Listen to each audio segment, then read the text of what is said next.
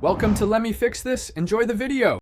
You start by confirming Bluetooth is turned on and the target device is paired and in range. This avoids name changes being blocked.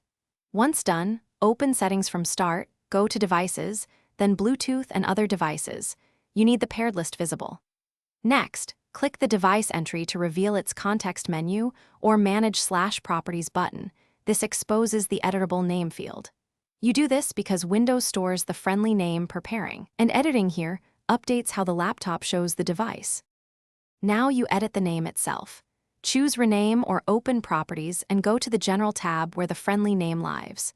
Type your new name, use letters, numbers, and spaces, and avoid unusual punctuation so other systems read it correctly. After entering the new name, click Save or Apply. Windows will update the local record for that paired device. Make sure to wait a few seconds so the change propagates through the Bluetooth stack and to any apps that cache the old name. Finish by checking the Bluetooth list. The new friendly name should appear immediately.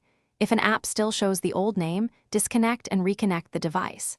If the name doesn't update, unpair the device, then pair it again. That forces a fresh record and usually fixes lingering cache. As a final step, restart the Bluetooth service or reboot your laptop to refresh drivers and the system cache.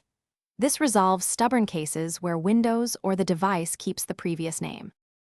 Thanks for watching. If you found this helpful, don't forget to like and subscribe.